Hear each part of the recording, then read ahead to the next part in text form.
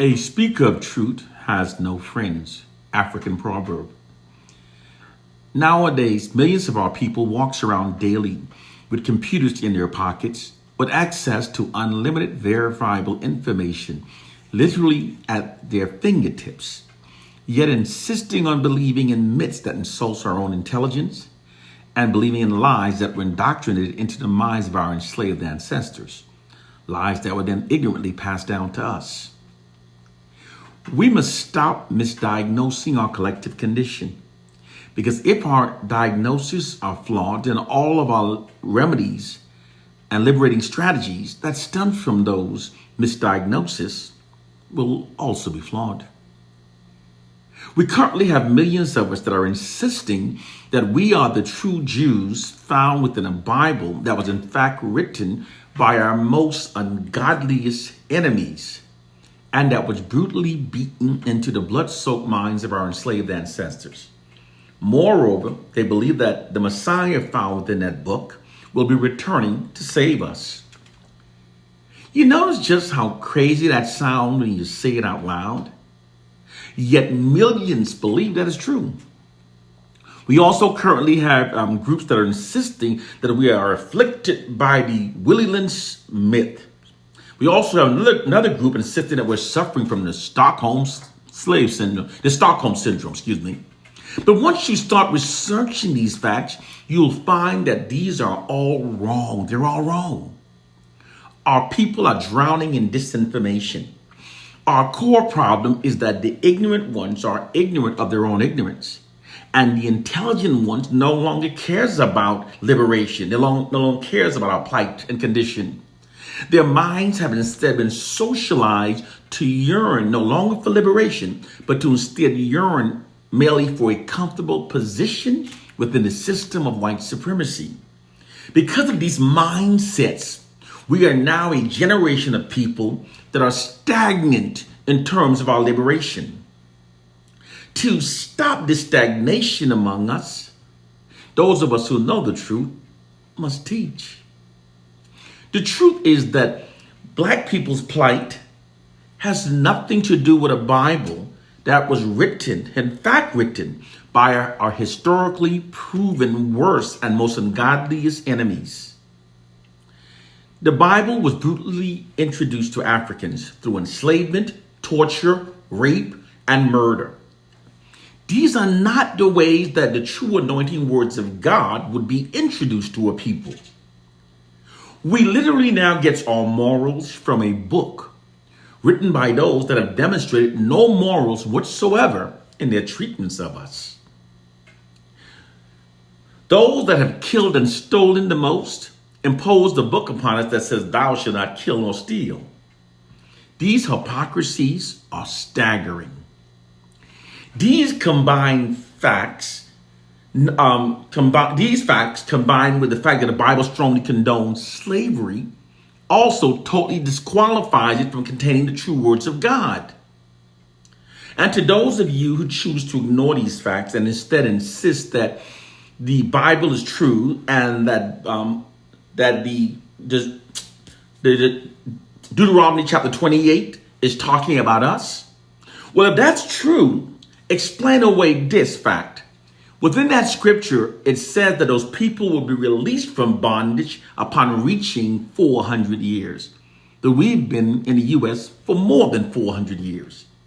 This profound contradiction exists because the Bible is a work of fiction. When we assign our plight onto an easily proven work of fiction, we are in fact making damn fools of ourselves. A speaker of truth has no friends. And the truth of our collective condition has nothing to do with a silly slave syndrome myth.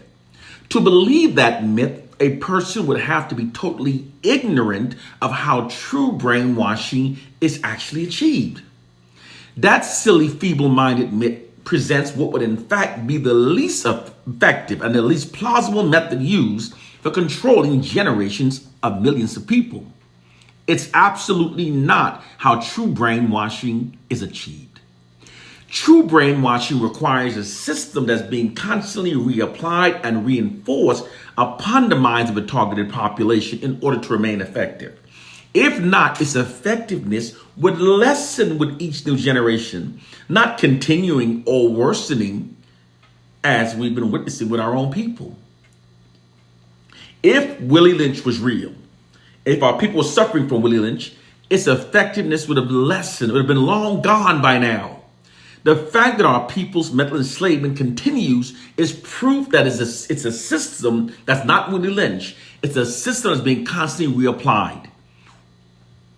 We are also not suffering from the Stockholm syndrome. The Stockholm syndrome is a natural occurrence that sometimes happens between the captor and the captive. This is when the captive adopts the mindset and ideology of the captors, and then develops an undeserving sense of loyalty and allegiance towards their captors. On the surface, our condition looks like that condition. However, that condition is a natural occurrence that sometimes happens. Our condition is a deliberately designed one, and it's designed to systematically happen. Therefore, it's not the natural occurrence called the Stockholm syndrome. The truth of our plight and condition has always been directly connected to our oppressors' monopoly over information that are repetitively and systematically being fed into our minds. It provides them with their greatest weapon against us because it allows them to socialize us. The absolute truth of our plight and condition is that Black people have been socialized to think and behave in ways that serves and protects the system of white supremacy. Socialized is when the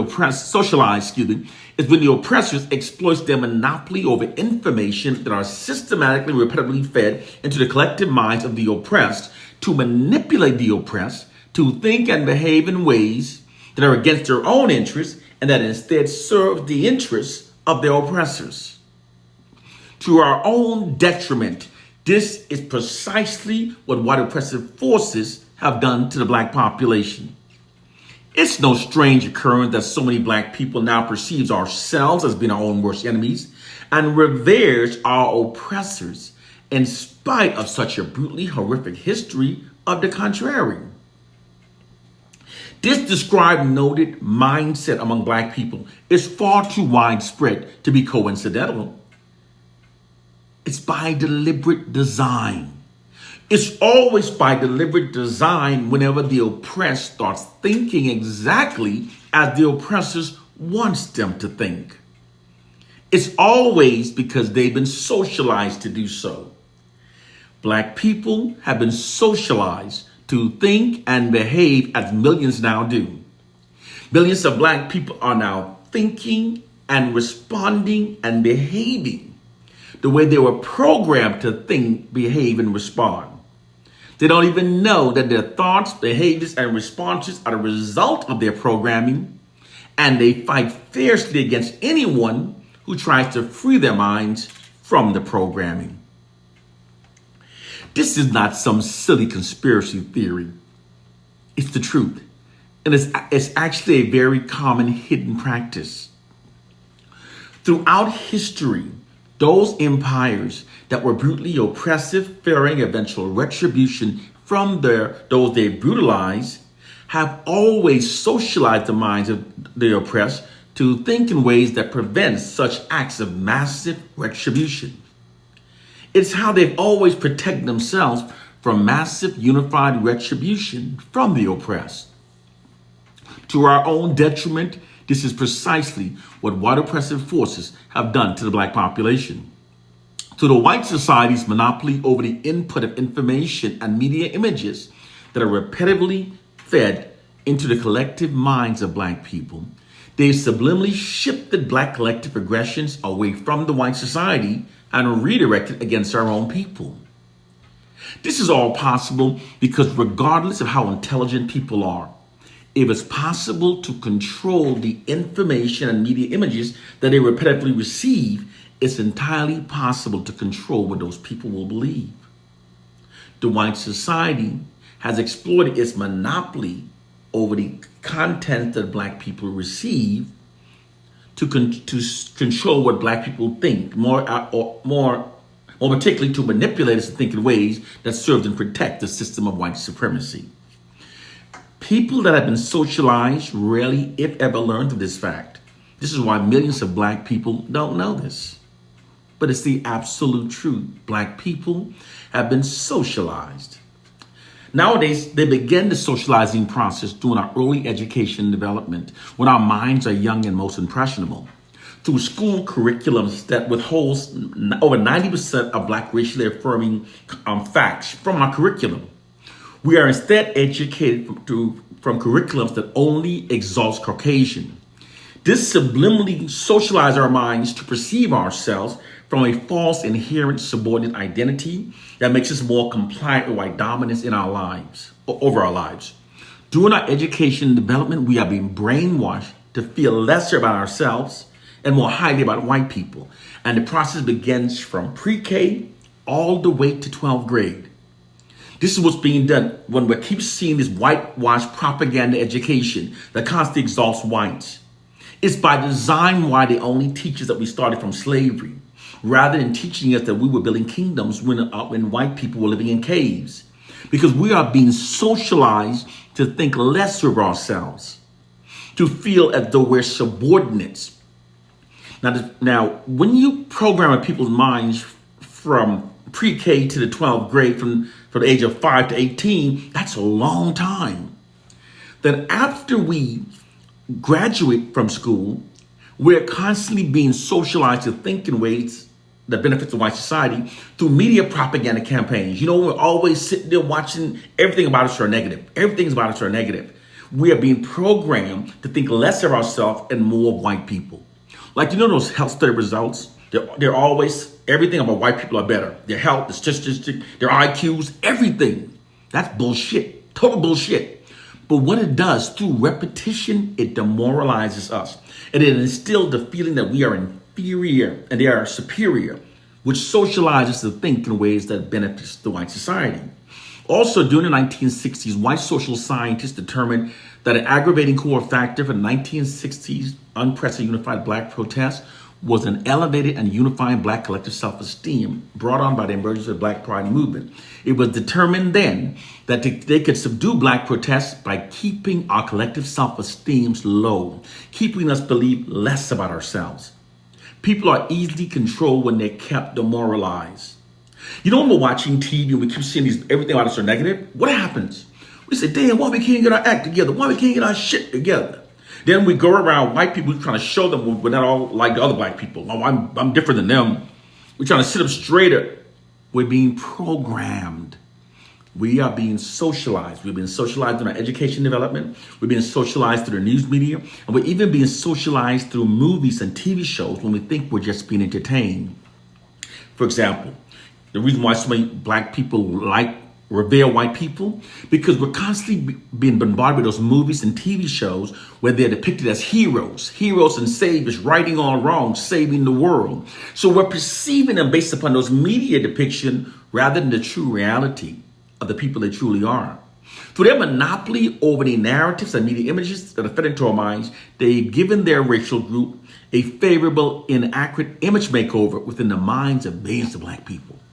And it benefits them all over. When they travel to Africa, the black people are happy to see them. You go to Africa and you're a fellow African American and you see the Africans showing more love to the white man all around the world. That propaganda campaign, he's exalting himself. We are being socialized, constantly being socialized to be, it's even while when you see a handsome black man who would never date an unattractive black woman, but he would date an unattractive white woman because she's white. We're constantly being fed white exalting propaganda and black marginalizing propaganda. It makes us more compliant with white dominance over our lives. As long as we think it's a Willie Lynch or the Stockholm syndrome, those things leaves us stagnant. We do nothing. But once we understand how it's really being done, the awareness, we are now to start protecting our minds. Black people, it's time to wake up to our reality. The time of believing in dumb shit is over. One love and peace.